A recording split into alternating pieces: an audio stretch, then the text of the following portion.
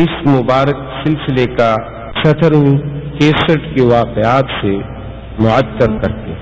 الحمدللہ وکفا والصلاة والسلام علی خاتم الانبیاء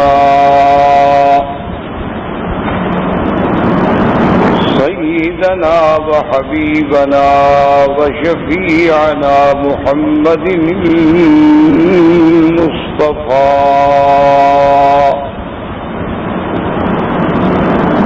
وعلى آله المجتبى وأصحابه النجبى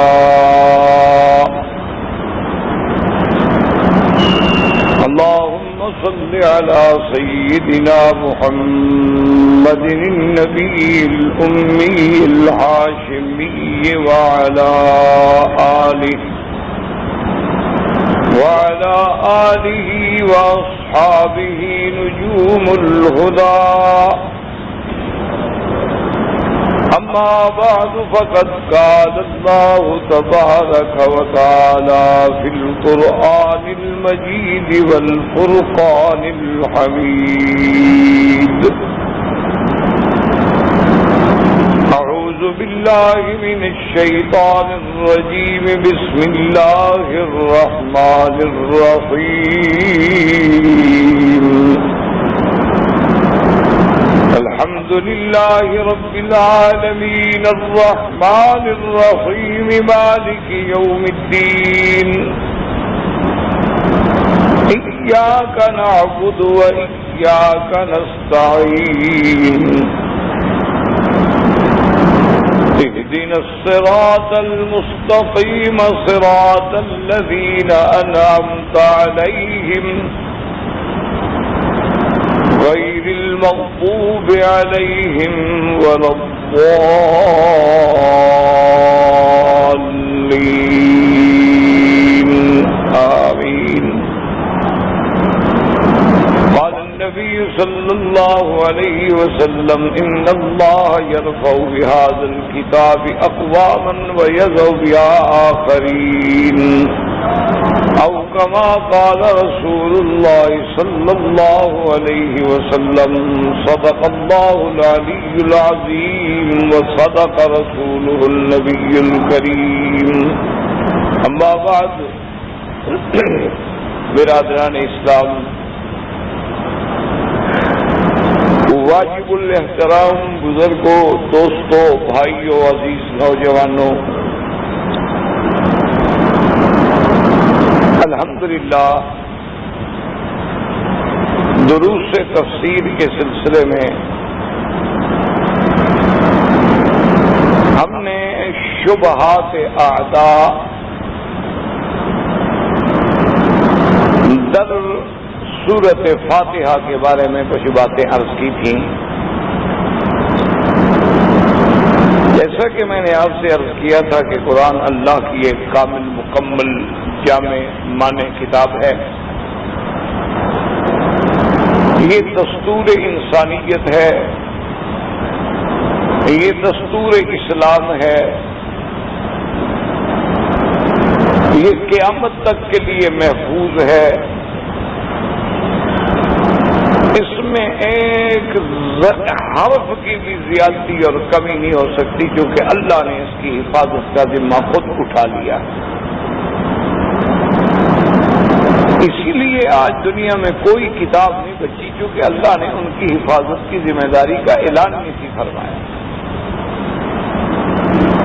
لیکن قرآن الحمدللہ محفوظ ہے اور محفوظ رہے گا۔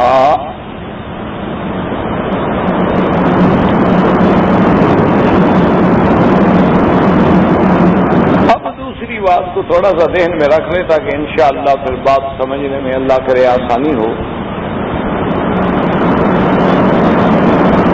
کہ دشمنان اسلام جب اللہ کے قرآن کا مقابلہ نہ کر سکے، نہ اس کی فصاحت و بلاغت کا توڑ پیش کر سکے، نہ اس کے اعجاز کا کوئی توڑ پیش کر سکے، 1000 داموں کے باوجود اس کے برابر کوئی ایک چھوٹی سی صورت بھی نہ بنا سکے، اور اس کے بعد پھر جوں جوں علم بڑھتا گیا، چونکہ آخر اب ہم قیامت کی طرف جا رہے ہیں نا، ہر چیز میں انتہا پہ پہنچنا ہے۔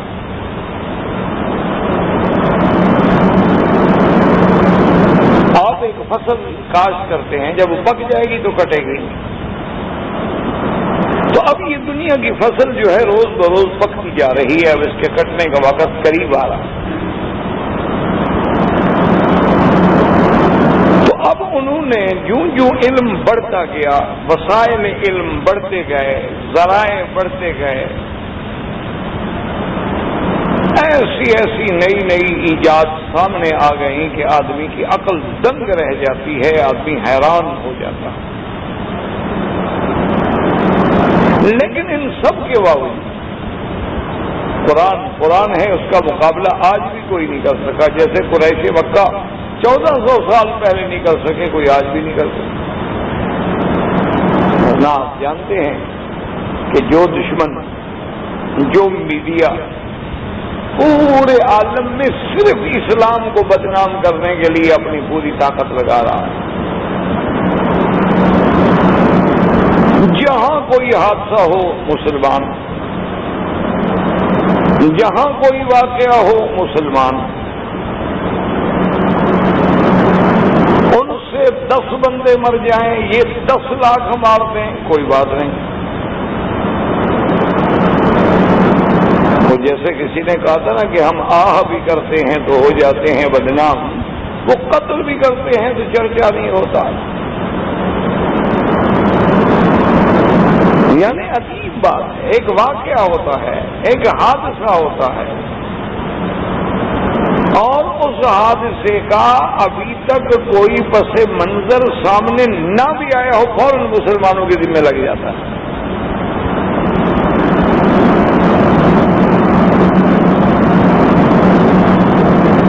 جو قومیں اس قدر اسلام کے خلاف ہیں، کیا وہ خاموش ہو جاتی؟ قرآن کا توڑ بنانے کے لیے کوشش نہ کر دیتی کہ بھئی کیسے کہتے ہیں مسلمان کی اللہ کی کتاب ہے، دیکھو ہم نے قرآن کا جواب دے دیا، بنا دیا، ہم نے بھی 10 صورتیں بنا دی، یہ خاموش بیٹھ جاتے۔ جو ایک دوائی بنانے پر 2 ارب ڈالر خرچ کر دیتے ہیں، جو لوگ ایک دوائی کی ریسرچ پہ 2 ارب ڈالر خرچ کر دیتے ہیں، ہم 20-20 سال اس سے لگے رہتے ہیں، کیا وہ خاموش بیٹھ جاتے ہیں؟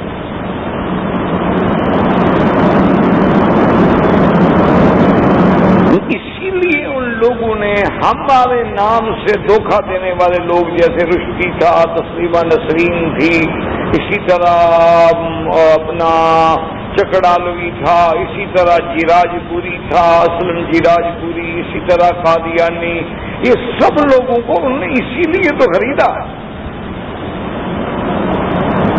ورنہ ان کو کیا دلچسپی تھی؟ اسی لیے انہوں نے کہا کہ یہ چونکہ مسلمان لوگ ہیں، اسلام میں رہے ہیں، یہ جانتے ہیں، یہ شاید کوئی حل نکالیں گے، ان کو سکالر بنا کے دنیا میں پیش کیا۔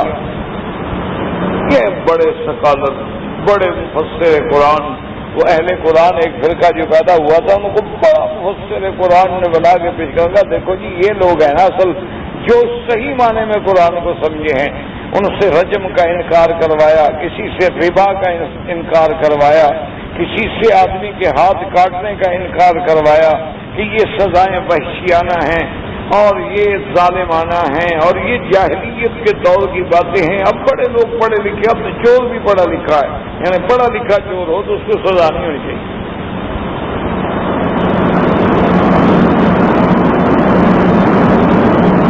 لیکن اس کے باوجود بھی آج تک پوری دنیا اللہ کے قرآن کے کسی بات کو چیلنج نہیں کر سکتی۔ اسی لیے میں نے صاحب کا درس میں کہا تھا کہ مثلا قرآن نے خبر دی ہے کہ یوسف علیہ السلام کو ایسے بھائیوں نے پکڑا، کنویں میں ڈالا، نکالے گئے، مصر کی بازاروں میں بیچے گئے، امراۃ العزیز اور عزیز نے مل کے خرید لیا، وہاں ان کو یہ حالات پیش آئے، پھر حضرت مصر کے جیل میں گئے، پھر جیل سے نکلے تو تخت پہ آئے، اور اس کے بعد یہ ہوا۔ یہ تو مصر کا واقعہ ہے نا، قریب کا واقعہ ہے، جہاں ثابت ان کی اسرائیل جیسی ذہین، زیرک اور مکار قوم آباد ہے۔ کم از کم اسی واقعے کو چیلنج کر دیتے کہ جی قرآن نے جو بیان کیا ہے غلط ہے۔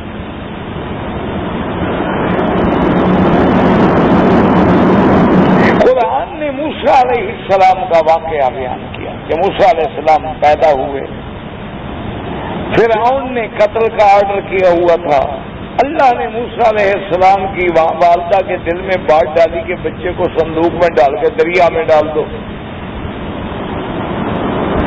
اور پھر دریا جو ہے اس کو ساحل پہ پہنچائے گا، کنارے پہ پہنچائے گا، اور کنارہ بھی وہ جو فرعون کے گھر میں ہوگا۔ پھر حضرت موسیٰ علیہ السلام کو اللہ نے دودھ پینا بند کر دیا کہ کسی عورت کا دودھ قبول نہیں کر رہے۔ یہ سارے واقعات کم از کم یہودی تو مانتے ہیں نا سیدنا موسیٰ علیہ السلام کو، کہتے جی کمال ہے، نبی ہمارا ہے تو مسلمان غلط بات کر رہے ہیں، یہ واقعہ یوں نہیں ہے۔ ہم جانتے ہیں اپنے نبی کے احوال۔ ایک بات کو چیلنج کر دیں،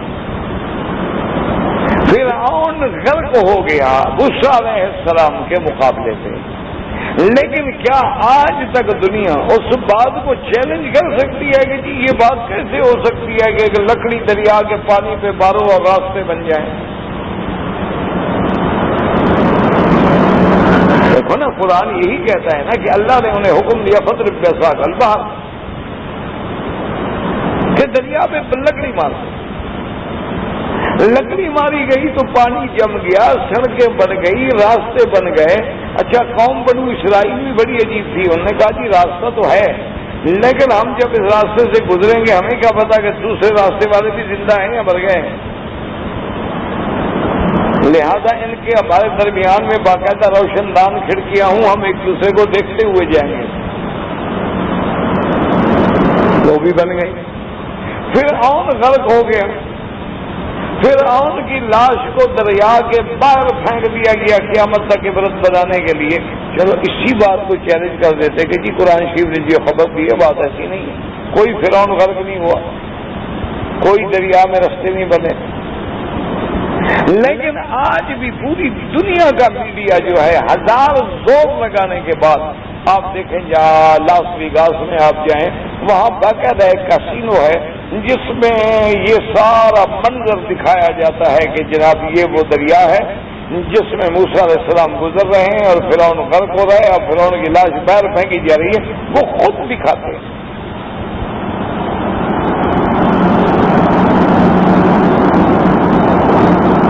تو اچھا، دکھاتے بھی کہا ہے وہ اس شہر میں جو شہر سب سے شہر گناہ ہے،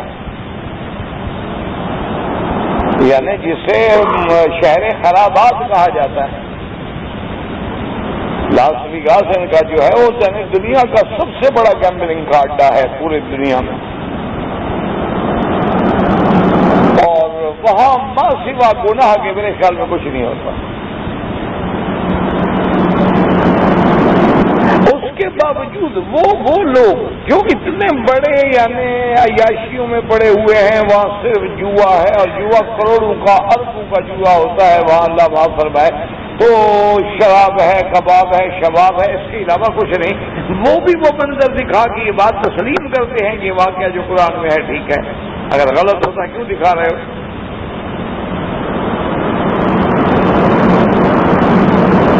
اسی طرح سے آپ دیکھ لیں کہ دنیا میں سب سے بڑی سپر پاور حضور صلی اللہ علیہ وسلم کے زمانے میں دو سپر پاور تھی، ایک فارس ایک روم۔ یہ اس وقت سب سے بڑی طاقت ہے۔ اب روم میں ہرقل تھا، ہرقل کو جب نامہ سرکار دو عالم پیش کیا گیا اور اس نے قرآن سنا اور صحابہ کو بلایا، باتیں پوچھی، اس نے کہا کہ جو کچھ آپ لوگ کہہ رہے ہیں بالکل سچ، اور اس نے کہا خدا کی قسم اگر میں وہاں ہوتا نا جہاں یہ محمد مصطفیٰ موجود ہے میں ان کے قدم دھو لیتا. مانتا ہے اتنی بڑی طاقت ہے، یعنی اس وقت کی سب سے بڑی سپر پاور ہے.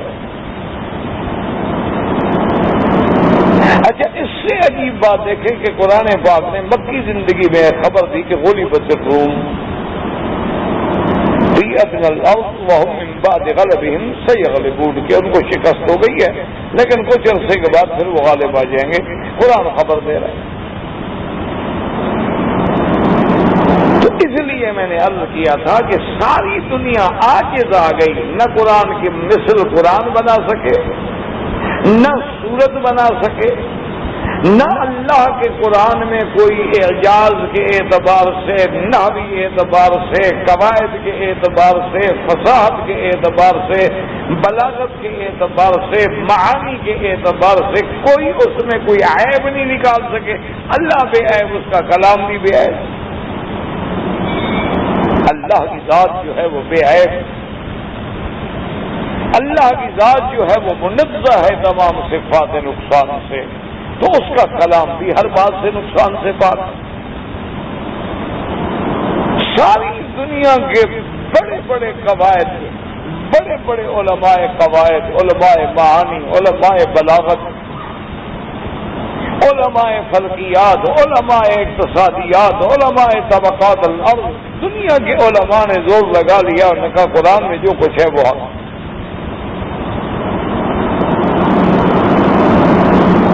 اچھا، قرآن پاک نے جب دریاؤں کا نقشہ کھینچا ہے، سمندروں کا نقشہ کھینچا ہے، تو بڑے بڑے جو نیوی کے بڑے بڑے ایڈمرل گزرے ہیں، نے کہا جو قرآن کہہ رہا ہے اتنی اچھی معلومات تو ہمیں بھی ہوئی.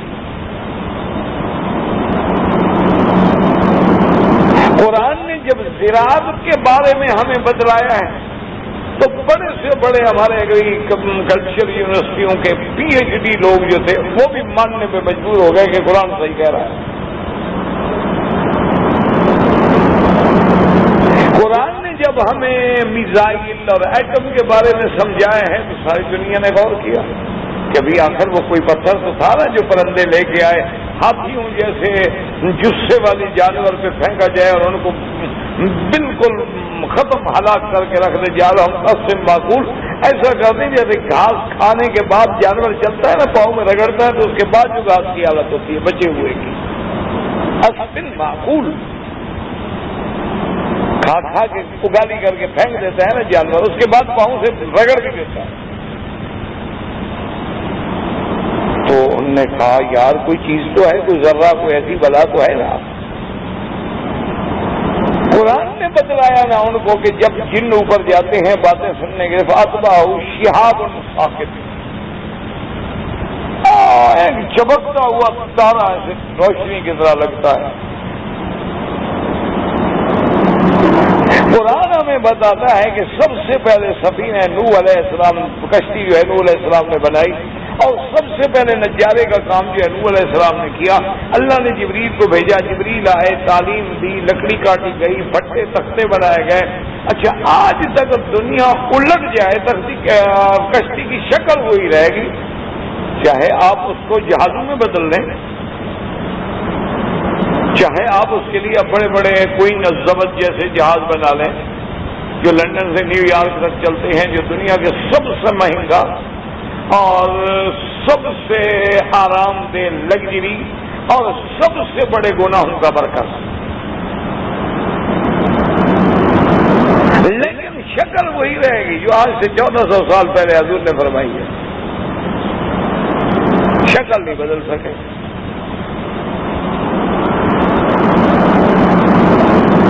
اچھا، اسی طرح قرآن مقدس نے ایک لفظ میں ہمیں بتا دیا کہ اللہ نے سلیمان علیہ السلام کے لیے ہوا عطا کر دی، تخت اڑتا تھا.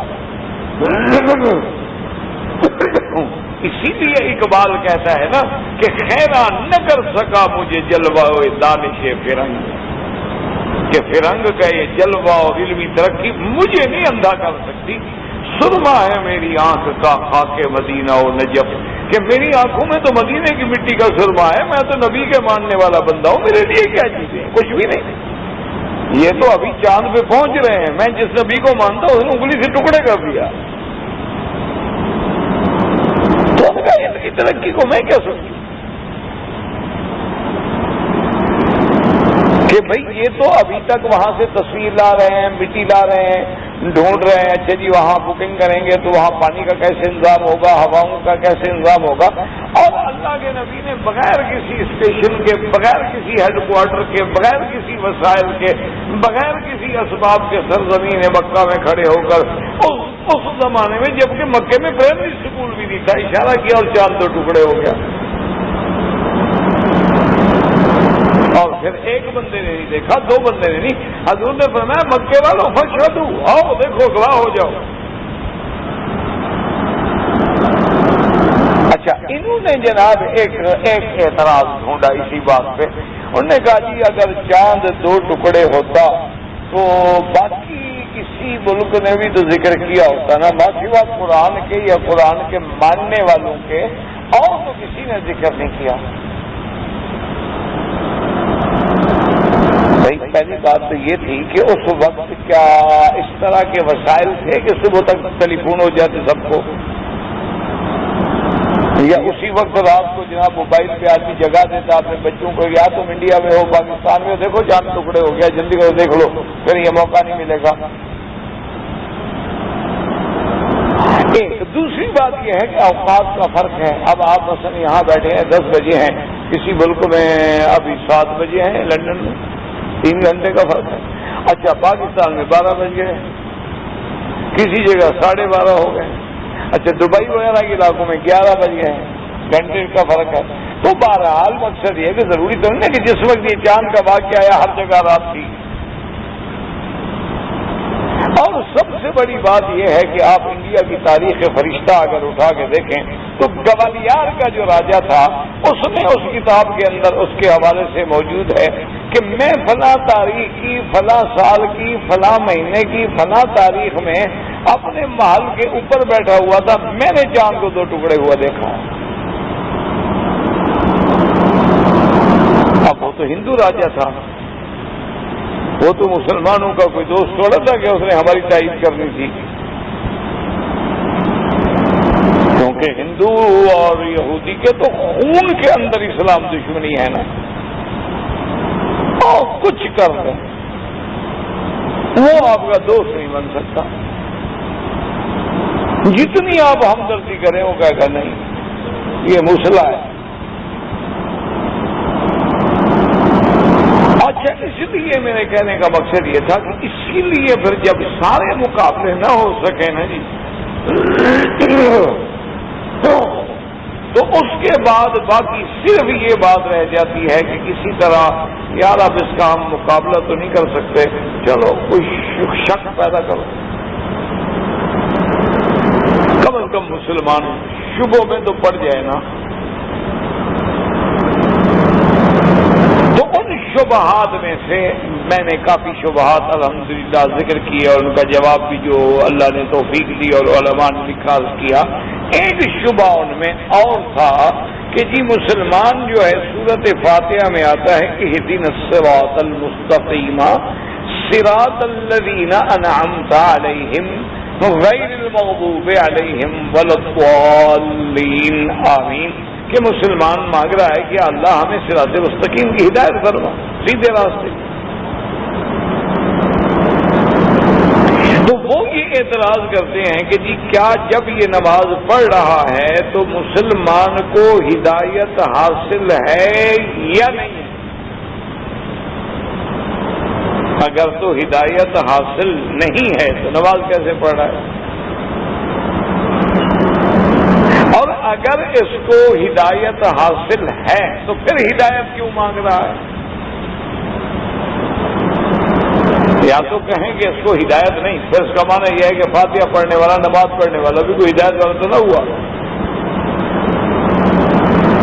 اور اگر اس کو ہدایت حاصل ہے، یہ ہدایت یافتہ ہے، تو پھر اس کو مزید مانگنے کی کیا ضرورت ہے؟ جیسے ڈاکٹر صاحب نے میرے لیے ایک ڈبہ جو ہے پاک کے منادیل کا رکھ دیا، اب میں کہوں کہ ڈاکٹر صاحب منادیل لائے، منادیل لے لیے تو تاثیر حاصل اب ایک ہی موجود ہے، پھر اس موجود کو مانگنے کا کیا مطلب؟ اس کو عربی میں کہتے ہیں تحصیل حاصل، یعنی جو چیز پہلے موجود ہے اس کو پھر حاصل کرنے کا کیا مطلب؟ تو یہ ایک انہوں نے شبہ ڈالا، نمبر 1۔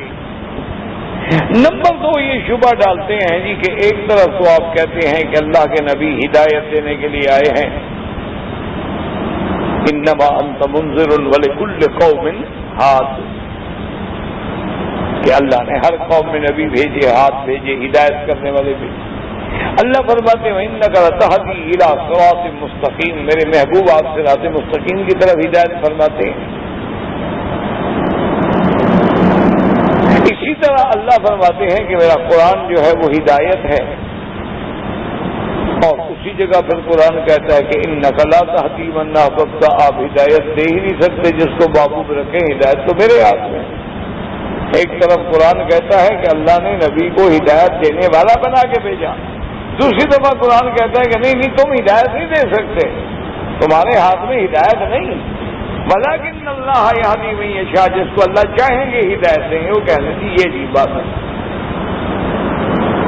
ایک طرف تو آپ ان کو ہدایت کے لیے بھیج رہے ہیں، وہ ہادی ہیں، وہ دائی ہیں، مبشر ہیں، وہ نذیر ہیں، وہ منذر ہیں، اور دوسری طرف آپ کہتے ہیں کہ جی آپ کے ہاتھ میں ہدایت نہیں ہے۔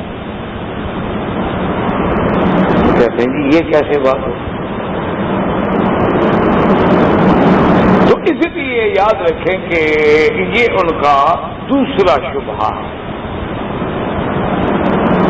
اور تیسرا شبہ جو ہے وہ ہے تو کچھ علمی بات، لیکن بہرحال وہ کہتے ہیں جی کہ اہدنا الصراط المستقیم صراط الذین انعمت علیہم، تو صراط الذین جو ہے یہ ہے بدل، مبدل منہ جو ہے وہ ذکر کیا گیا پہلے اہدنا الصراط المستقیم، تو وہ کہتے ہیں کہ جناب اس کی ضرورت کیا تھی مبدل منہ کے ذکر کرنے کی؟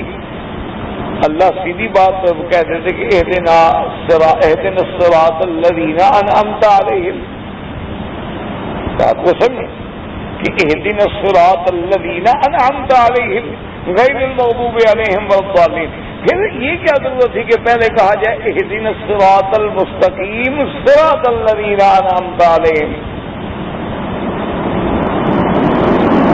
تو یہ ان کا ایک قاعدے کے اعتبار سے، قواعد کے روح سے اپنا اعتراض ہے، اور ان چیزوں کو بہرحال سمجھ بھی ہو سکتا ہے پھر جس پہ علوم قواعد کے ساتھ دلچسپی۔ اچھا، خدا کی شان ہے کہ اپنا حضرت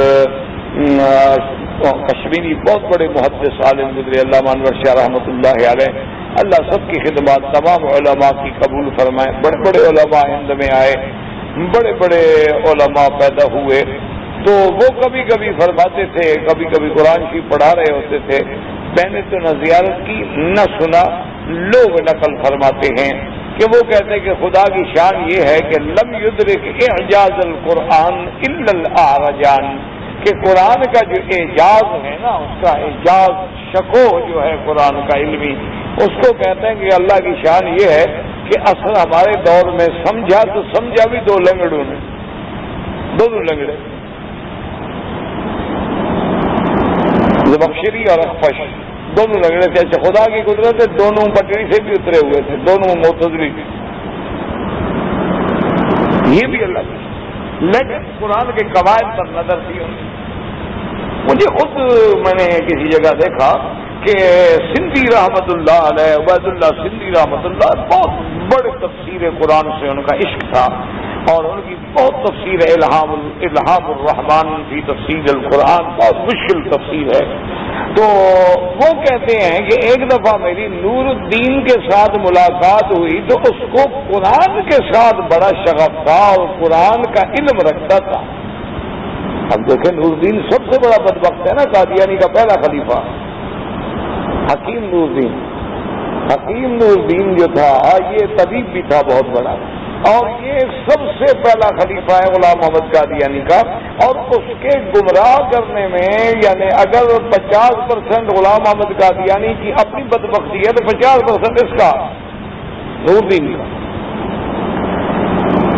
یہ جتنی عربی کی عبارات ہیں نا جی، اور جتنی یہ عربی کی اس کے پیشین گوئیاں ہیں اور عربی نکات پہ بات ہے، یہ ساری نور دینی بات ہے۔ مرزا اتنا بڑا عالم نہیں تھا، وہ تو عربی نویس تھا، بیٹھ کے عربیاں لکھتا تھا، اور اس کے بعد وہ تو پھر سرکاری نبی بنا نا، لیکن اس کا علمی کام جو تھا نا سارا یہ بدبخت کرتا تھا نور دین۔ اب دیکھیں کہ وہ اس کا خلیفہ بنا، گمراہ ہو گیا، لیکن قرآن سمجھتا تھا۔ اسی لیے آپ دیکھیں نا کہ انگریزی کا ترجمہ سب سے پہلے محمد علی نے کیا۔ انگریزی زبان میں جو ترجمہ قرآن کا آیا ہے ہمارے انڈو پاک میں، سب سے پہلے محمد علی نے کیا۔ وہ قادیانی تھا، مرزائی تھا، لاہوری۔ قادیانی مرزائی جو ہے دو قسم ہیں، ایک قادیانی ہے، ایک لاہوری ہے۔ وہ لاہوریوں کا بڑا تھا۔ لاہوری جو ہیں وہ کہتے ہیں کہ مرزا صاحب مجدد تو تھے، نبی نہیں تھے، اور قادیانی جو ہے وہ کہتے نہیں وہ نبی بھی تھے۔ بہرحال ایک لمبی بحث ہے۔ تو مانا یہ ہے کہ اللہ کی شان ہے کہ علوم قرآن کو پھر سمجھتا بھی تو وہ ہے نا جس کے بعد پہلے علم ہو۔ جو قواعد کو جانتا نہیں ہوگا تو بیچارہ کیا سمجھے گا؟ اس لیے بات کو سمجھیں تو اب سب سے پہلے تو یہ سمجھیں کہ جی جب آدمی ہدایت یافتہ ہے، ہدایت اس کو پاس ہے، پھر مانگنے کا کیا مطلب ہے؟ تو اس کے جواب میں علماء نے کئی جواب دیے ہیں۔ تو پہلا جواب یہ ہے، انہوں نے کہا کہ یاد رکھو کہ ہدایت کے درجات، جیسے مثلا تقویٰ، اس کے درجات، سب سے پہلا درجہ کیا ہے کہ کفر سے بچو، کلمہ پڑھو، اللہ سے ڈرنے والوں میں تو آ گیا۔ تو تقوی کا ایک مقام تو یہ ہے کہ آدمی شرک سے بچے۔ اب اس کا دوسرا مقام شرک سے بھی بچے، اور کبائر الذنوب جو ہیں بڑے بڑے گناہ آدمی کو برباد کر دینے والے، ان سے بھی بچے، وہ بھی متقی۔ یہ بندہ بڑا متقی ہے ماشاءاللہ، بڑا پرہیزگار ہے، یعنی گناہوں سے بچنے والا ہے، وہ بھی متقی۔ اچھا، ایک اس کا تیسرا درجہ ہے متقی کا، وہ یہ ہے کہ صرف کبائر سے نہیں بلکہ صغیر گناہ، چھوٹے گناہوں سے بھی بچے۔ صرف یہ نہیں کہ بڑے گناہوں سے تو بچہ ہے لیکن چھوٹے گناہوں کا خیال نہیں کرتا، لیکن نہیں، وہ بھی متقی تقوی کا ایک مقام ہے کہ وہ پھر چھوٹے گناہوں سے بھی بچ جائے۔ اور بعض علماء کہتے ہیں کہ پھر اس کی ایک آخری سطح جاتی ہے کہ اللہ کے سوا دل میں اور پھر کسی کا ہے ہی نہیں خیال، سب کو چھوڑ بیٹھے۔ یہ مقامات۔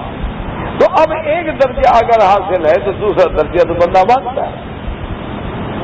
تو اسی لیے علماء نے فرمایا کہ ہدایت کے مراتب و مقامات ہیں۔ جب بندے کو ایک مرتبہ ایک سیڑھی مل گئی تو اگلی سیڑھی پہ جانا چاہتا ہے، پھر اس سے اوپر جانا چاہتا ہے، پھر اس سے اوپر جانا چاہتا ہے، پھر اس سے اوپر جانا چاہتا ہے۔ ہدایت کے سٹیجز ہیں، مقامات ہیں۔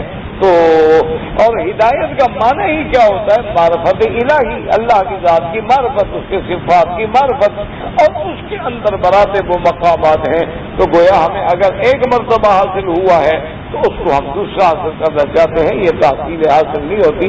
جیسے مثلا ایک تاجر ہے، بزنس کرتا ہے، 1 لاکھ کما لیا، اب اگر وہ اور بزنس کرے تو آپ کہیں گے بڑا بیوقوف ہے، جب 1 لاکھ ہے تو اور کیوں کر رہا ہے؟ تو اس کو تو آپ نہیں کہتے کہ تم دوبارہ تحصیل حاصل کیوں کر رہے ہو، 1 لاکھ تو مل گیا، 1 اور لاکھ کیوں کرتے کر رہے ہو؟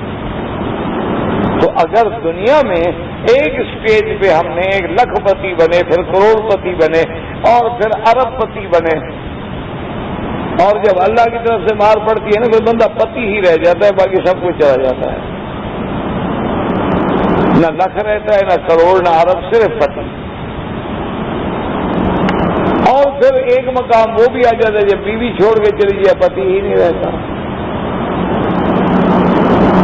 تو وہ تو اس لیے میں تو ہدایت کے مراتب ہیں۔ دوسری بات یہ ہے کہ انہوں نے کہا اہدنا الصراط المستقیم۔ صراط المستقیم سے مراد کیا ہے؟ دین، سیدھا راستہ۔ تو اب دین کا اب آپ سے میں پوچھتا ہوں کہ جناب یہ شار منصور کو کون سی سڑک جاتی ہے؟ آپ کہتے ہیں جی آپ ہسپتال کے دروازے کے سامنے آپ سیدھی یہ سڑک لے لیں، آگے جا کے فلاں جگہ ٹرک، تو میرا مقصد سڑک ہے یا منزل پہ پہنچنا ہے؟ یعنی میں وہاں کھڑے ہو کے صرف سڑک دیکھتا رہوں؟ سڑک بہت اچھی بنی ہوئی ہے، لائٹنگ بڑی خوبصورت ہے، سڑک چوڑی بھی بہت ہے ماشاءاللہ، 100 میٹر کی سڑک ہے اور 2 رویا ہے، آنے جانے کے بھی 1 وے ٹریفک ہے، یار گاڑیاں بھی چلتی ہوئی بڑی اچھی لگتی ہیں، لائٹنگ بڑی اچھی لگتی ہیں، اسی لیے میں نے سڑک پوچھی تھی کہ منزل پہ پہنچنے کے لیے پوچھی تھی۔ تو جب آپ نے صراط المستقیم کی دعا کی تو معنی یہ ہوتا ہے کہ یا اللہ ہمیں منزل مقصود پہ پہنچا، منزل مقصود پہ نہ پہنچے تو سڑک پہ آنے کا کیا فائدہ ہوا؟ تو اب جب ہم نماز پڑھیں ابھی منزل مقصود پہ پہنچے تو نہیں ہے وہاں پر، اسی لیے بعض علماء اس کو یوں بھی بیان کرتے ہیں کہ ہدایت کا ایک معنی ہوتا ہے قراءۃ الطریق، ایک ہدایت معنی ہوتا ہے موصل الی المطلوب۔ اراد الطریق کا کیا معنی ہے؟ مثلا آپ سے کسی نے پوچھا کہ بھائی فلاں ڈاکٹر صاحب کہاں بیٹھتے ہیں، انہوں نے کہا بھائی آپ ایسا کہیں نا یوں چلے جاؤ، یہ ایمرجنسی سے سیدھی راہداری جائے گی، اندر چلے جاؤ، پھر وہاں پوچھ لینا کہ عیادات کون سے ہیں، اور پھر وہاں کمرہ نمبر 2 3 4 5 یا فلاں میں ڈاکٹر صاحب ہوں گے، تو راستہ دکھا دیا۔ اس کو کہتے ہیں قراءۃ الطریق، کہ پوچھنے والے کو آپ نے بتا بھی دیا، اشارہ بھی کر دیا، راستہ بھی دکھلا دیا کہ بس اب یہ سڑک لے کے یہاں سے جاؤ اور یہ گیٹ ہے، پھر یہاں سے جاؤ گے، یہ ایمرجنسی ہے، پھر سیدھی راہداری جا رہی ہے اس پہ جاؤ گے، اور سب تو یہ بھی ہدایت ہے، آپ نے ہدایت تو کی ہے۔ اور ایک ہدایت کا معنی ہوتا ہے موصل الی المطلوب۔ کیا معنی؟ میں نے پوچھا کہ یار فلاں ڈاکٹر صاحب کو میں نے ملنا ہے، وہ کہاں بیٹھتے ہیں؟ انہوں نے کہا جی آئیے، اور میرا ہاتھ پکڑا لے کے وہاں ڈاکٹر صاحب کے پاس لے گیا، السلام علیکم جناب یہ آپ کے مہمان ملنے آئے ہیں۔ تو یہ بھی تو ہدایت ہے، ایک نے صرف راستہ دکھایا، دوسرے نے منزل پہ پہنچایا۔ تو اس لیے قرآن میں آدمی دعا مانگتا ہے کہ اللہ ہمیں اس منزل پہ پہنچا جو اصل ہماری۔ اسی لیے جب مومن جنت میں جائے گا وہاں کیا کہے گا؟ الحمدللہ الذی ہدانا لہذا وما كنا لنهتدي لولا ان هدانا اللہ۔ اللہ تیرا شکر ہے کہ تو نے ہمیں یہ راستہ بتلایا، تو نے یہاں پہنچایا، اگر آپ راضی نہ ہوتے تو کوئی ہمیں نہ پہنچا سکتا۔ اس لیے کہتے ہیں اہدنا الصراط المستقیم، کہ ہمیں اس منزل مقصود پہ پہنچا۔ اور اسی طرح بعض علماء نے فرمایا کہ اس کا مطلب یہ بھی ہوتا ہے اہدنا الصراط المستقیم، مانا یہ ہوتا ہے اللہم ثبتنا علی الہدایت، اللہ ہمیں ہدایت پہ ثابت قدم رکھ۔ آج ہم نماز پڑھیں نعوذ باللہ کل بھٹک جائیں، گمراہ ہو جائیں، بس ختم ہو ساری نمازیں بھی گئی، سب کتنے لوگ ہیں نمازی بدل گئے، کتنے لوگ ہیں ماشاءاللہ نمازیں پڑھنے والے بھٹک گئے، اچھا کتنے لوگ ہیں فاسق فاجر شرابی کبابی، اللہ نے پلٹا دیا اور جناب وہ متقی پرہیزگار بن گئے۔ اس لیے آدمی دعا مانگتا ہے کہ اہدنا الصراط المستقیم صراط الذین انعمت علیہم غیر المغضوب علیہم ولا الضالین۔ اب صراط الذین انعمت دونوں بدل مبدل منہ کا ذکر کیوں ہوا؟ تاکہ وہ لوگ جن کا ذکر اللہ نے قرآن میں کیا ہے منعمین، وہ لوگ وہ ہیں جن پہ اللہ کا انعام بھی ہے، جن کے پاس ہدایت بھی تھی، استقامت بھی تھی اور آخر وقت تک ہدایت پہ رہے۔ وہ کون ہے؟ من النبیین والصدیقین والشہداء والصالحین وحسن اولئک رفیقا۔ اب اگر مجھے صراط تو مل جاتا، سڑک بھی مل جاتی، سیدھی سڑک بھی مل جاتی، لیکن کوئی سڑک پہ چلانے والا نہ ملتا، بتانے والا نہ ملتا، اس راستے کے عبور کرانے والا نہ ملتا، تو پھر بھی کامیابی نہ ہوتی۔ اس لیے اللہ نے فرمایا کامیابی حاصل کرنی ہے، ان کی رفاقت اختیار کرو، ان کی معیت اختیار کرو۔ کون؟ النبیین، نبیین کا زمانہ گزر گیا، صدیقین، شہداء، صالحین۔ اللہ اللہ کے ہر دور میں جو صالح بندے ہوں ان کی صحبت اختیار کرو، اس لیے اہدنا الصراط المستقیم۔ اچھا، اسی میں اب آپ نے اس بات کو سمجھنے کے بعد انشاءاللہ وہ بھی اس کا جواب بھی ہو گیا کہ اللہ فرماتے ہیں انک لا تہدی من احببت ولکن اللہ یہدی من یشاء۔ میرے محبوب، آپ کے ہاتھ میں ہدایت نہیں۔ حضرت آقا انعامدار جب آئے، سقا چچائے ابی طالب، حضور تشریف لائے، کوشش کی کسی طرح میرا چاچا کلمہ پڑھ کے مسلمان ہو جائے، اور میں یا ام قل کلمۃ نحاج بہا عند اللہ، ایک دفعہ کلمہ پڑھ لو، مجھے اپنے اللہ کے سامنے کیس پیش کرنے کا، جھگڑنے کا موقع تو دو، ورنہ تیرا آخری وقت ہے۔ آخری وقت میں کلمے کا وہ مقام نہیں جو آدمی جوانی میں، ہوش میں، سلامتی میں پڑتا ہے، لیکن میں اللہ کے آگے تیرا کیس رکھنے کے قابل تو ہو جاؤں۔ لیکن چاچا کہتا ہے میں جانتا ہوں کہ تم سچے ہو، میں جانتا ہوں کہ تیری آنکھیں ٹھنڈی کر دوں، لیکن میں آپ سے ڈرتا ہوں۔ ساری زندگی میری برادری کہے گی ابھی طالب موت سے ڈر گیا، قبر سے ڈر گیا، اس لیے میں اس آر کو اپنے نام کے ساتھ رکھنا نہیں چاہتا۔ انا علی دین آبائی، انا علی دین عبد المطلب، میں اپنے باپ دادے کے طریقے پہ ہوں۔ حضور اٹھ آئے، فکان کئیبا حزینا، حضور بہت غمناک تھے، غمگین تھے، حضور کو بڑی پریشانی تھی کہ میرا محسن ہے، میرا چچا ہے، ہر دکھ سکھ میں میرے ساتھ دینے والا، لیکن وہ بھی جہنم میں جائے گا اس لیے کہ کلمہ نہیں پڑا۔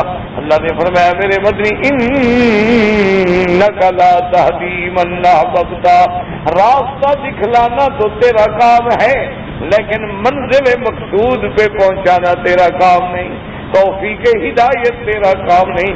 آپ کے ذمہ ہے کہ آپ نے دعوت دے دی، آپ نے کلمے کے لیے کہہ دیا قل کلمۃ احاج بہا عند اللہ، یہ کہنا آپ کے ذمہ، بلغ ما انزل الیک من ربک، اللہ کا دین پہنچانا آپ کے ذمہ، لیکن کسی کو منزل مقصود پہ پہنچا دینا، اس کی توفیق دے دینا، یہ اللہ کے ہاتھ میں ہے، جس کو اللہ چاہیں گے دیں گے، آپ نہیں دے سکتے۔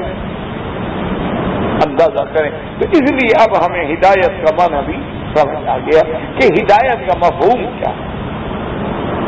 ایک ہے راستہ دکھانا، اللہ نبی اسی لیے تو بھیجتے ہیں کہ راستہ دکھائیں، لیکن اس کو منزل مقصود پہ پہنچا دیں کہ موت بھی اس کو ہدایت پہ ہے، یہ تو اللہ کے ہاتھ۔ کتنے لوگ ہیں ہدایت پہ رہے بھٹک گئے۔ اچھا جی، اب اس کے بعد وہ شبہ کرتے ہیں کہ اہدنا الصراط المستقیم صراط الذین انعمت علیہم غیر المغضوب علیہم ولا الضالین، یا اللہ ہمیں ان کا راستہ جن پہ تو نے انعام کیا، نہ جن پہ تو نے غضب کیا، نہ جو گمراہ ہوئے۔ وہ کہتے ہیں یہ کیا بات ہوئی کہ جن پہ انعام جب ہو گیا، جب انعام ہوگا تو وہ صاف بات ہے کہ اس پہ اللہ کی ناراضگی نہیں ہوگی، انعام ہوگا تو گمراہ بھی نہیں ہوگا، کیونکہ وہ کہتے ہیں یہ کیسے ہو سکتا ہے۔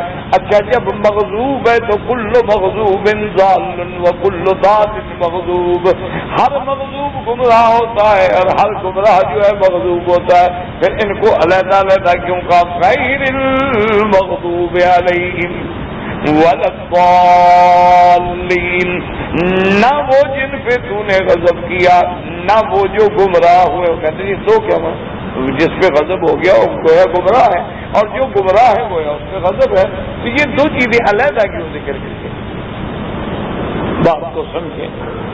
اور اس کے بعد وہ کہتے ہیں کہ جی بعض روایات میں یہ آتا ہے کہ غیر المغضوب علیہم ولا الضالین، وہ کہتے ہیں جن پہ غضب کیا گیا اس سے مراد یہود ہے، اور جو گمراہ اس سے مراد نصارہ ہے۔ یہی آج تو وہ کہتے ہیں نہیں مسلمانوں نے یہی تو بچپن سے پڑھا کے ان کے دماغوں کو بھر دیا ہے نا، یہود نصارہ مغضوب ملعون سارے، تو اب ہماری سلو کیسے ہو سکتی ہے؟ اس کا مطلب ہے آپ کے تو بچے کے دماغ میں نفرت بھری ہوئی ہے ہم سے۔ اور پہلے دن سے قرآن ہمیں یہی کہہ رہا ہے کہ موضوع برہم ہے، یہ بال ہیں، یہ گمراہ ہے، ان پہ لعنت ہے، لعن الذین من بنی اسرائیل علی لسان داؤد۔ لیکن یاد رکھو یہ بھی الزام، یہ بھی اللہ کے دین پہ اور اسلام پہ الزام۔ قرآن نے تو اہل کتاب کی تعریف کی، پھر وہ آیتیں کیوں نہیں پڑھتے ہو؟ وَمِنْ أَهْلِ الْكِتَابِ مَنْ تَأْمَنْهُ بِقِنْطَارٍ يُؤَدِّهِ إِلَيْكَ۔ اللہ فرماتے ہیں اہل کتاب میں ایسے لوگ بھی ہیں کہ جن کو تم ڈھیر سارا سونا دے دو لیکن وہ امانت پہ قائم رہے گا، کبھی خیانت نہیں کرے گا۔ اسی لیے قرآن عیسیٰ ابن مریم کے جو صحیح ماننے والے ہیں قال الحواریون یا عیسی ابن مریم، ان کی تعریف کرتا ہے۔ وہ تو آیتیں آپ کو نہیں نظر آتی، مغضوب علیہم والی نظر آتی، آخر وہ آیتیں تم کیوں نہیں پڑھتے؟ اسی طرح قرآن پاک کہتا ہے کہ میرا مدنی دیکھو کہ یہود بھی ہیں لیکن نصارہ بھی ہیں، لیکن مسلمانوں کے ساتھ زیادہ عداوت یہود و مشرکین کو ہے۔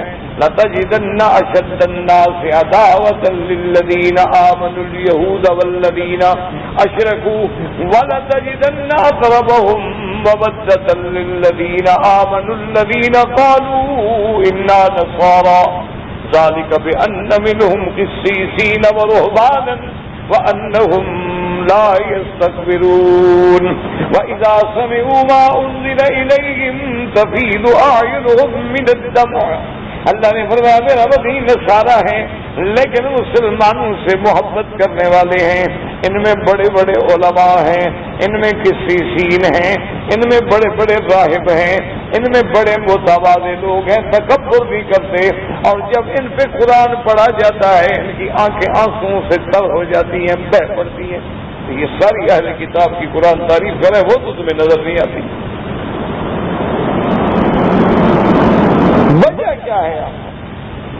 کاش کہ امت مسلمہ کو کوئی ایک آدمی ملتا جو کفر کی آنکھوں میں آنکھیں ڈال کے حق بات کہے، لیکن بات وہی ہے کہ امت جو ہے نا اس وقت ہم مجموعی طور پر اپنے گناہوں کی وجہ سے اتنا کمزور ہو چکے ہیں کہ جس کا یعنی کوئی تصور نہیں کرتا۔ جیسے کسی نے کہا تھا نا کہ اب دریا کا اترنا دیکھے کہ جب دریا چڑھتا ہے تو اس کا چڑھنا دیکھے پھر اب اترنا، تو ہمارا کیا؟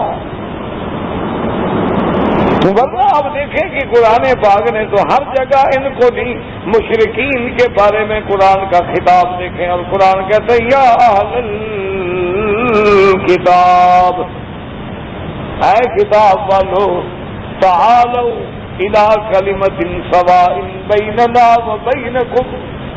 قرآن کہتا ہے کہ اہل کتاب سے فکر ہے تو ذبیحہ حلال، قرآن کہتا ہے اہل کتاب سے رشتہ داری حلال، نکاح کر سکتے ہو، کیوں؟ وہ باتیں ان کو نظر نہیں آتی۔ اب یاد رکھو کہ کیوں غضب ہے یہود پہ کہ انہوں نے موسیٰ علیہ السلام کا کہنا نہ مانا۔ جب اپنے نبی کا کہنا نہ مانا تو غضب آیا نا، اپنے نبی کا کہنا نہ مانا تو کونوا قردۃ خاسئین، ہمارے نبی کے کہنے کی بات تو نہیں ہے۔ ایک دفعہ اتفاق ہوا کہ کبھی کبھی وہ پوچھتے رہتے ہیں نا ٹیلی فون پہ، کبھی باہر کے ریڈیو والوں کا یا باہر کے میڈیا والوں کا موڈ آ جاتا ہے تو ہم فقیروں سے بھی کبھی کبھی رابطہ کر لیتے ہیں۔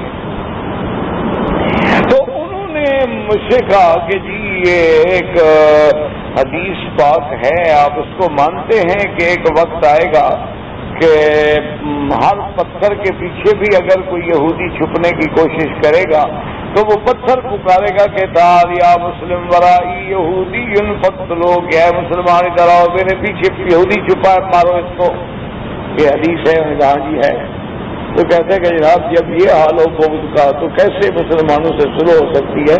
میں نے کہا پھر یہ تو دیکھو یہ واقعہ وقت کس وقت ہوگا، حدیث تو تم نے پڑھ لیا لیکن وقت کا خیال نہیں کیا۔ وہ چونکا اور کیا مطلب؟ میں نے کہا یہ اس وقت ہوگا جب عیسیٰ علیہ السلام ہوں گے. جب عیسیٰ علیہ السلام زمین پہ اتریں گے تو پھر تو نصرانیوں سے کہو نا کہ تمہارا نبی ہمیں مروائے گا نا. ان سے تو تم ملے ہوئے، جھگڑا ہمارے ساتھ ہے تمہارا. عقل کی بات کرو. یہ واقعہ کب پیش آئے گا؟ جب عیسیٰ علیہ السلام آسمانوں سے اتر آئیں گے. انہ یقتل الدجال وانہ یکسر الصلیب، یہ تو ان کا معاملہ ہے. تم جانو اور وہ جانے، ہمیں کیوں کہتے ہو؟ ہم نے تو تمہیں مدینے میں بھی پناہ دی، ہم نے تمہیں خیبر میں بھی پناہ دی، دشمن بھی ہمیں سمجھتے ہو.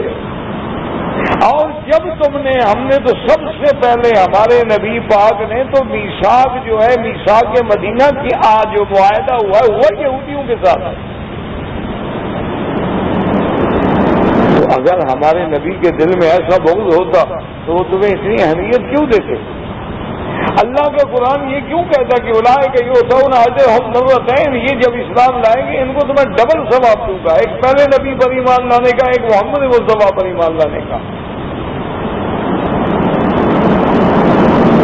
تو پھر وہ چونکا، کہتے اچھا یہ ہے وہاں. میں نے کہا یہ چیزیں آپ کو نظر نہیں آئیں گی نا، کیونکہ آپ کو تو صرف وہ چیز نظر آتی ہے جہاں مسلمان کو بدنام کر سکو، جہاں مسلمانوں پہ الزام لگا سکو، جہاں مسلمانوں کی نعوذ باللہ یہ ثابت کر سکو کہ جی یہ تو بس یہ تو مذہبی نعوذ باللہ دہشت کرتے ہیں، نعوذ باللہ ثم نعوذ باللہ.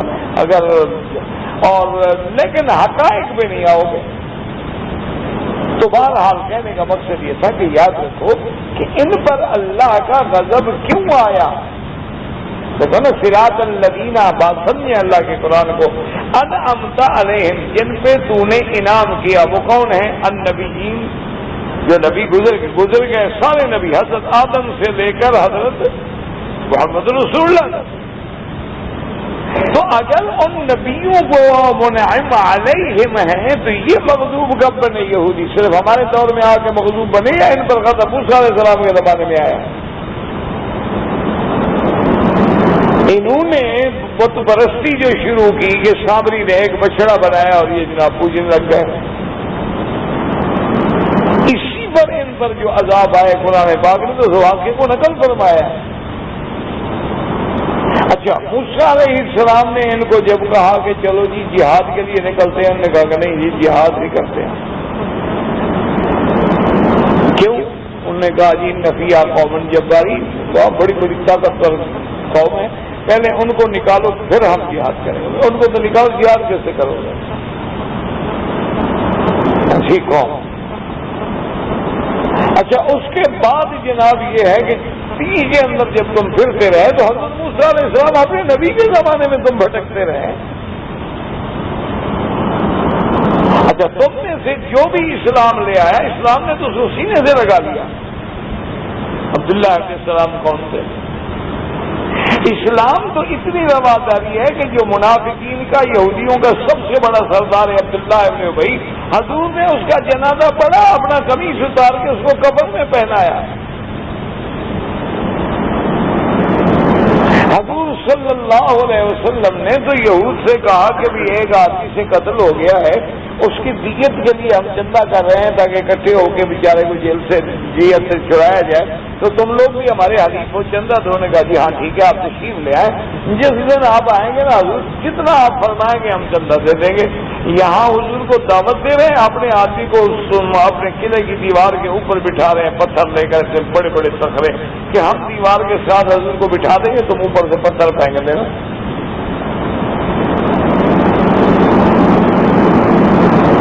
اس لیے ہمیشہ سمجھیں، بات کو سمجھیں کہ غیر المغضوب علیہم ولا پہلی بات یہ ہے کہ اس سے مراد صرف یہود و نصارہ نہیں ہے، کبھی ذکر جز کا ہوتا ہے، مراد کل ہوتی ہے، جن پہ تیرا غضب ہے اور جو گم کرتا رہا ہے، یعنی کافر غیر مسلم. ایک تو پہلی بات یہ ہے کہ اس میں کوئی خاص تعین نہیں. اچھا، اگر ہم روایت عبداللہ ابن عمرو بن العاص کو سامنے رکھ بھی دیں کہ اس سے مراد یہود و نصارہ ہیں، تو یعنی وہ بھی گویا ایک مثال ہے. یہ نہیں کہ یہود و نصارہ پر تو غضب ہے، مشرکین پہ نہیں ہے. یہود و نصارہ پہ تو اللہ کا غضب ہے، اور آگ پرستوں پہ، آتش پرستوں پہ، مجوسیوں پہ، ہندوؤں پہ، بصریوں پہ نہیں ہے، دہریوں پہ نہیں ہے، شیوعین پہ نہیں ہے. نہیں، تو اس لیے ان کا ذکر کیا گیا کہ غیر المغضوب علیہم ولا۔ اچھا دوسری بات ایک اچھی طرح سمجھیں کہ آدمی جو ہے نا جی چار حالتیں ہوتی ہیں. کیا مانا؟ اعتقاد بھی صحیح ہو، عمل بھی صحیح ہو. اچھا اعتقاد بھی غلط، عمل بھی غلط، یہ دو. اعتقاد تو صحیح ہو، عمل غلط ہو، یہ تین. اچھا عمل تو صحیح ہو، اعتقاد غلط ہو، یہ چار حالتیں ہوتی ہیں. ان چار حالتوں سے کوئی بندہ دنیا کی کائنات میں نکل ہی نہیں سکتا. یا تو عقیدہ بھی ٹھیک ہے، عمل بھی ٹھیک ہے، یا عقیدہ ہی غلط، عمل ہی غلط، یا عقیدہ ٹھیک، عمل غلط، یا عمل ٹھیک، عقیدہ غلط. اس کے علاوہ پانچویں کو صورت بن ہی نہیں سکتی. تو اب جناب آپ دیکھیں کہ اللہ کی شان ہے کہ قرآن نے کہا غیر المغضوب علیہم ولا الضالین. اب دونوں میں فساد عقیدہ بھی ہے، فساد عمل بھی ہے، لیکن جن میں فساد عقیدہ ہے ان پہ اللہ کا غضب آ گیا. اور جو گمراہ ہیں، کیا مانا یعنی اللہ کو تو مانتے ہیں نا، گمراہ ہیں، عمل میں گڑبڑ ہے، ورنہ اللہ کو مانتے ہیں، اللہ کے ساتھ اچھا تعلق وہ ابھی عقیدہ ہے، لیکن گمراہ ہیں، پٹری سے ذرا اترے ہوئے ہیں، وہ نصارہ ہو گئے. اسی لیے یہ دیکھیں کہ حضور کی زندگی میں یہود سے تو جنگ ہوئی ہے لیکن نصارہ سے کبھی جنگ نہیں ہوئی. سرکار دو عالم کے زمانے میں نصارہ سے جنگ ہوئی ہی نہیں، یہود سے ہوئی. اچھا مشرکین سے ہوئی. وفد نجران کا آیا، انہوں نے جب بات کی حضور صلی اللہ علیہ وسلم نے کہا کہ جی ہم جھگڑا نہیں چاہتے، ہم سلو کرتے ہیں، جزیہ دیں گے، ہم آپ کے تابع رہیں گے. اچھا جب سپریم پاور ہے ان کی، ہرقل کی، حضور مکے سے تبوک آ گئے، حضور کو خبر دی گئی کہ وہ تیاری کر رہے ہیں مدینے پہ حملہ کرنے کی. حضور نے بتایا کہ نہیں اب ہم باہر نکل کے لڑیں گے. تو حضور صلی اللہ علیہ وسلم اپنے فوج کو لے کے تبوک پہنچ گئے اور اتنی طویل مدت بیٹھے رہے کہ نصارہ حملہ کرنے نہیں آئے. ان کے بادشاہ کو کہا گیا، اکسایا گیا، وہ اس نے اپنے جو قریبی تھے انہوں نے کہا کہ اللہ کا نبی ہے اور اللہ کے نبی سے جنگ ہم جیت نہیں سکتے. اس لیے عقل بندی کا تقاضا یہی ہے کہ ہم لڑنے نہ جائیں، کیوں اپنی قوم کو برباد کرواتے ہو. اچھا نصارہ نجران کے ساتھ حضور نے جب مناظرہ کی، اب بات ہوئی، پھر مباہلے کی دعوت دی، تو عبد المسیح کی قیادت میں وفد آیا تھا، 60 آدمیوں کا وفد تھا. رات کو جب نصارہ اکٹھے ہوئے انہوں نے کہا کیا خیال؟ نے کہا بالکل نبی سے مباہلہ نہ کرنا، وہ اللہ کا سچا نبی ہے، اگر مباہلہ کریں گے ہم برباد ہو جائیں گے. سلو کر لو، جو کچھ مانگتے ہیں دے دو، بس سلو کر کے چلے جاتے. انہوں نے بھی لڑائی لڑی. اس لیے اللہ تبارک و تعالیٰ نے دونوں کا ذکر کر دیا، فساد عقیدہ والوں کا بھی، فساد عمل والوں کا بھی، کہ کبھی عقیدہ فاسد ہوتا ہے، عمل ٹھیک ہو جاتا ہے. اچھا دوسری ایک بات بعض علماء نے کی ہے، ان کے بھی ماشاءاللہ بڑی اچھی اور بڑی یہ بات. انہوں نے کہا کہ اللہ جانتے تھے کہ حضور کی امت جو ہے نا اس میں ہندو بننے کا اتنا خطرہ نہیں، کیونکہ ہندو اگر جو بنے گا تو ڈنڈے کے زور زبردستی نس بندی کرا دو، یہ کرا دو، رنگ ڈال دو، فلاں ڈال دو، زبردستی. یا بھوکے ہیں، غریب ہیں بیچارے، تو ان کو روٹی دے کے لالچ میں، ورنہ کوئی شریف آدمی، عقل مند آدمی ہندو نہیں بنتا. اچھا اسی طرح کوئی عقل مند آدمی جو ہے نا جی وہ سکھ بھی نہیں بنتا. کوئی عقل مند آدمی جو ہے آگ کو بھی جلدی جلدی خدا نہیں مانتا کہ آتش پرست بن جائے. خطرہ اگر تھا تو یہودیت اور نصرانیت سے تھا کہ امت مسلمہ کو جب بھی فتنوں کا مقابلہ کرنا ہوگا تو یہودیت اور نصرانیت. آج بھی مسلمان دیکھو کہ عقیدے کے اعتبار سے جو اس میں بری عقائد ہیں، تشدد ہے، افتراق ہے، شرک ہے، بدعات ہے، وہ سب یہودیوں کا اثر ہے. اور عمل کے اعتبار سے مسلمان جتنا بگڑا ہوا ہے، لباس میں، شکل میں، صورت میں، سیرت میں، کھانے میں، بیٹھنے میں، وہ سارا نصارہ کا اثر ہے. یعنی آج بھی مسلمانوں میں وہی نفاق ہے جو یہودی میں نفاق. اچھا یہودیوں میں جیسے تشدد و افتراق ہے، آج بھی مسلمانوں میں تشدد و افتراق ہے. یہودی جیسے کہتے ہیں، کبھی تو کہتے ہیں جی کہ ہمیں عذاب ہوگا ہی نہیں، نحن ابناء اللہ، کبھی کہتے ہیں لن تمسنا النار الا ایاما معدودا، ہاں عذاب تو ہوگا لیکن چند دن، اس کے بعد بس تو وہی جتنے دن عبادت کی تھی نا بچڑے کی، بس اتنے دن ہوگا، اس سے زیادہ نہیں ہوگا. تو جیسے وہ متذبذب ہے اسی طرح مسلمان بھی متذبذب ہے، کبھی ملتزم میں کھڑے ہیں یا اللہ اور کبھی کہتے ہیں یا داتا. تو انہوں نے بھی وہی عقیدے کی خرابی. اچھا، اور اپنے اعمال کے عقیدے کے علاوہ اپنے عمل میں، کردار میں، لباس میں، سیرت میں، صورت میں دیکھ لیں کہ آپ کس کی تقلید کر رہے ہیں. جی مثال کے طور پر اعتراض نہیں ہے، لیکن آج دیکھ رہے ہیں کہ بھائی مثلا داڑھی کا مڈانا اور 3 پیس سوٹ پہننا اور بائیں ہاتھ سے چھری کانٹے پکڑ کے کھانا کھانا، اور جناب اس کے بعد یہ ہے کہ کھڑے ہو کے پیشاب فرمانا، یہ بھی تو ایک اس کی صلاحیتوں میں شامل ہے نا. اور بہت بڑی پاکیزگی کے دعوے کرنے والے لوگ کہ ایک فنجان میں 2 بندے چائے نہیں پیتے، کیوں جی جراثیم ہو جائیں گے. اور پینٹ میں 2 مہینے کا پیشاب جمع رکھتے ہیں، استنجا ہی نہیں فرماتے، وہ بالکل ایسا سمجھے پیشاب پروف ہے، وہاں کچھ نہیں ہوتا. کیا عقل ہے؟ برتن دوسرا استعمال نہ کرو، عورت کو اگر 50 بھی استعمال کرے راضی ہوگا، غلط کی بات ہے. کیونکہ ہمارے لوگ اندھے موٹے ہو جاتے ہیں، ان کے سمجھتے ہیں کہ بڑی بڑی لکھی ایڈوانس ہو، اس سے بڑی جائز قوم دنیا میں پیدا نہیں ہوئی. جو کچھ ان کے پاس ہے تو مسلمانوں کا چرایا ہوا ہے، ان کے اپنے بلے میں تو کچھ بھی نہیں ہے. تو ایسے آپ مروب ہوئے ہیں، ان کے تو بلے میں کچھ ہے ہی نہیں. وہ تو ساری کتابیں ہماری اسپانیہ سے اور غرداتا سے اور ساری کتابیں اٹھا کے وہاں لے گئے. اسی لیے ایک بار ہوتا ہے نا کہ دیکھیں کتابیں اپنے اجداد کی تو دل ہوتا ہے C12. میرا کہتا ہے دل 2 ٹکڑے نہیں 3 ٹکڑے ہوتا ہے کہ میرے باپ دادے کی کتابیں اور ان کے پاس پڑھی ہیں اور یہ فائدہ اٹھا رہے ہیں. فائدہ یہ اٹھا رہے ہیں، کتابیں ہماری ہیں. ہم نے قرآن شریف سے طویل لکھنا ہے، جن نکالنے اس کام پہ رکھا ہوا ہے. تو اس لیے اللہ تبارک و تعالیٰ نے ہمیں قرآن میں ان 2 قوموں کا ذکر کیا کہ اللہ جانتے تھے کہ حضور کی امت بھٹکے گی تو ان 2 کے فتنے میں مبتلا ہو. اس لیے فرما دیا اہدنا الصراط المستقیم صراط الذین انعمت علیہم غیر المغضوب علیہم ولا الضالین. تو اس لیے کہ نہ وہ جن پہ غضب کیا گیا یہود، نہ وہ جو نصارہ ہیں. اللہ سے دعا کہ اللہ ثبتنا علی الایمان، اللہم ارزقنا حسن الختام، اللہم ارزقنا الفردوس الاعلی برحمتک یا رحمان یا رحیم. لڑکی ہے جس کو حکومت سے پنشن ملتی ہے اور ایک دفتر سے اس کو زکوٰۃ کے پیسے بھی ملتے ہیں. اصولی بات تو یہ ہے کہ اگر اس کو زکوٰۃ کی ضرورت نہیں ہے تو اس کو زکوٰۃ لینا ہی جائز نہیں. تو لیکن وہ لے کے اگر کسی مستحق کو دے دیتی ہے اور نہ لے تو ہو سکتا ہے کہ پھر کسی کو نہ ملے. اس نیت سے لے کے کسی غریب کو دے دے انشاءاللہ پھر تو کوئی حرج نہیں.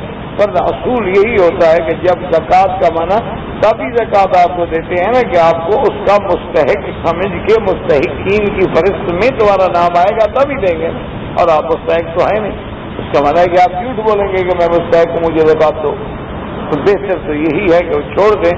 اللہ تبارک و تعالیٰ جب ان کو اپنے خزانہ غیب سے دے رہے ہیں، پنشن ملتی ہے، کسی کی محتاج نہیں ہے، اچھی بات یہی ہے کہ بچ جائیں. اللهم صل على سيدنا محمد وعلى ال سيدنا محمد وبارك وسلم. ربنا تقبل منا انك انت السميع العليم وتب علينا انك انت التواب الرحيم. صلى الله تعالى على خير خلقه سيدنا محمد وآله وصحبه اجمعين.